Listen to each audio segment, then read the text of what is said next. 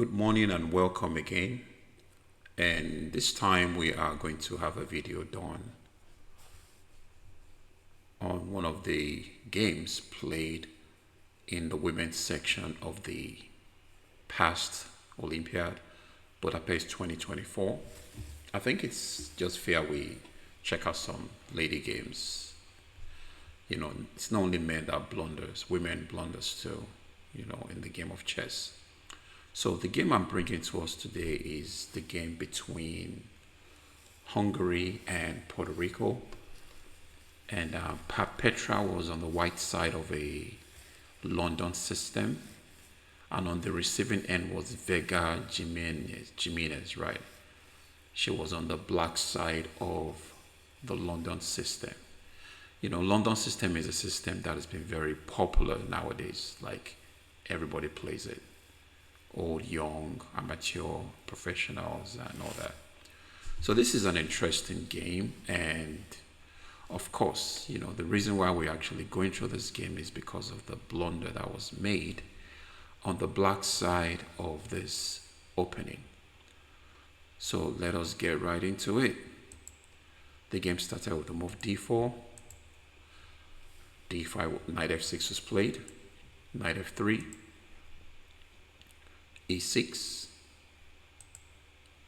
bishop to f4. That move signifies that, I'm playing the London system. The London system pretty much is about, the control of the e5 square. White pretty much uses the e5 square to launch an attack on the castle black king. And of course, the bishop is going to come to d3 at some point in time to put more pressure on that part of the board. So bishop to f4 was played, d5, e3. All these are typical London moves. Bishop to d6, knight e5. These are very normal moves. Like I said, the e5 square is always like a launch pad for an attack on the black king.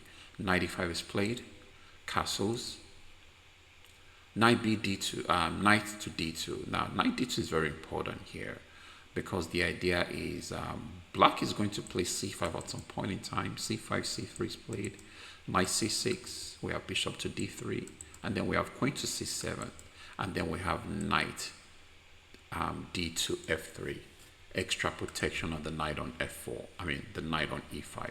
Like I said, the e5 square is normally like a launch pad for an attack on the black king.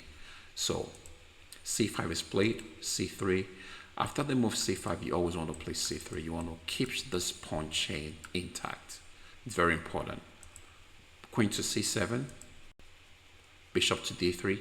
Immediately the bishop goes to the best square, putting pressure on the weak h7 pawn. Knight bd7, knight d to f3, b6. Of course, the idea of b6 is to fianchetto the bishop, finish developing the minor pieces, probably centralize the rooks at some point, and then look for some active play. And now h4. I actually saw this move in the chess informant sometimes last year. The idea of the h4 is, the g5 square can be used as a launch pad towards the either h7 or f7. And of course, some situations you can actually push this pawn all the way to h6, creating some weaknesses on the dark squares here. So after the move h4, now there goes your blunder, knight to h5. Why is this a blunder? Now, one thing we have to always think about is when we have a position, we always want to break down what we have. Now, knight h5 is a blunder because, number one, the knight is on h5, even though he's attacking the f4 bishop, which is defended. The knight itself is not defended. So the knight on h5 is a weakness. Why is the weakness? Anytime we have a piece, a pawn or a square that is undefended, that's a weakness. So we have the knight that is a weakness on h5. The pawn on h7 is also a weakness. Why is it a weakness? Anytime you have a king defending either a pawn or piece or a square, that is also a weakness.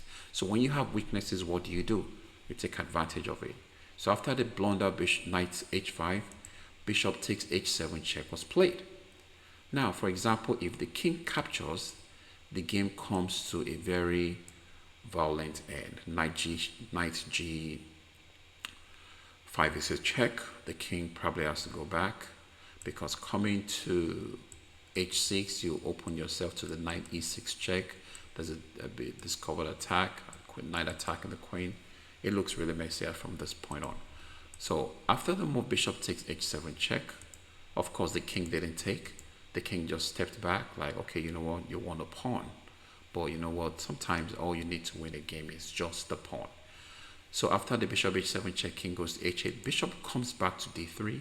We have knight takes F4, E takes F4. We have C takes D4, C takes D4. But the problem with the black king right now is he actually has nobody protecting this. At some point in time, this knight has to come to the aid of this black king. But still, I don't think it's going to be enough. Why?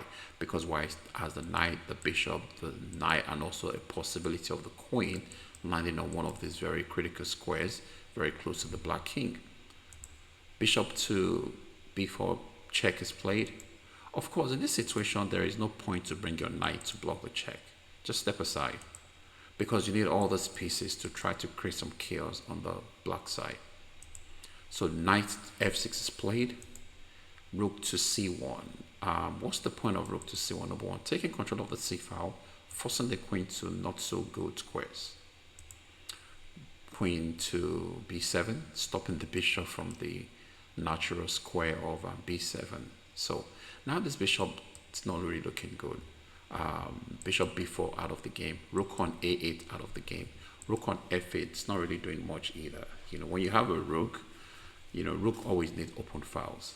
So knight to G5, you want to just put more pieces towards this king's position. We have just the knight on F6 trying to defend this king. We have the knight on E5 putting pressure on this king's position. We have a knight on G5, we have a bishop on D3, and we could also have a queen coming around this position, either here or here at some point in time. Of course, based on the fact the knight is no longer on the square F6. So king goes to G8. G3, I'm not so sure about this move. I think maybe one of the reasons is to bring the king, to hide the king on G2, and when the queen moves out, the rooks are connected. These are possibilities. G3 was played, bishop to D6, queen to E2, getting off the back rank. What is it threatening? Because if bishop takes, I really don't want to take on my queen. I'll prefer to take with the pawn, forcing the knight away from the defense of the H7. And then the queen can go to H5, threatening checkmate on H7. So A5 is played, king to G2. White is just pretty much taking our time, because there are so many ways white could have really tried to put a stop to this game. And I think one of the most important things white needs to do in this position is to get rid of the knight on F6. Why? Because it stops the further advance of the white pieces towards the king side. So bishop D7 is played. Finally, we have knight to G4. Very important move. Why? Because the knight on F6 is the only piece that defends the H7, which is very critical square for the black king. Why? Because we have the knight on G5 putting pressure. We have the bishop on D3 putting pressure. And we could also have the queen at some point to put pressure. So after the move knight G4, good knight goes back to E8. Knight H7.